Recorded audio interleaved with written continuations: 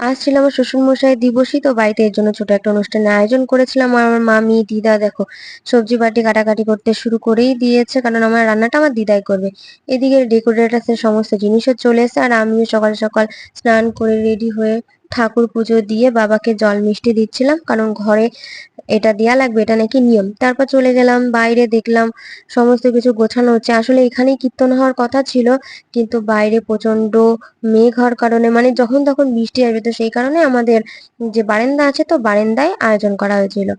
আর এইদিকে দেখো ঠাম্মাও গীতা পাঠ করতে শুরু করে দিয়েছে, এরপরেই শুরু হবে কীর্তন। তারপরে আমি দেখলাম একটু রান্নার দিকে যাই, দেখলাম আমার মা, কাকি শাশুড়ি, আমার শাশুড়ি সবাই রান্না বান্না শুরু করে দিয়েছে। আর এদিকে কীর্তনও প্রায় শেষের মুহূর্তে। আমি মাঝে কিছু ক্লিপস নিতে পারিনি, কারণ আমি অনেক বাড়িতে ব্যস্ত অনেক ছিলাম। আত্মীয়-স্বজন তো ছিল। তারপরে আমি চলে গেলাম ভোগের থালা আনতে, কারণ কীর্তন প্রায় শেষের দিকে।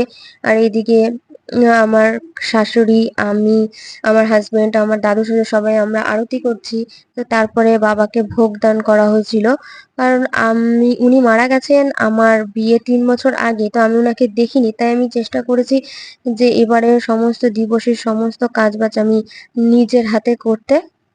তো তারপর এইদিকে আমার শাশুড়ি আমাকে সবকিছু দেখিয়ে দিচ্ছিল। আসলে আমি জানি না যে কি কি করতে হয় বা কি নিয়ম আছে, তো উনি আমাকে সবকিছু দেখিয়ে দিচ্ছিল। তারপর আমি, আমার হাজবেন্ড, তো সবাই নমস্কার করলাম। নমস্কার মানে ঠাকুরকে নমস্কার করলাম, তারপর সবাইকে নমস্কার করলাম। তারপর চলে গেলাম রান্নার এইদিকে, তো দেখলাম যে না রান্না বান্না সব হয়ে গেছে, এখন পরিবেশন করা হবে।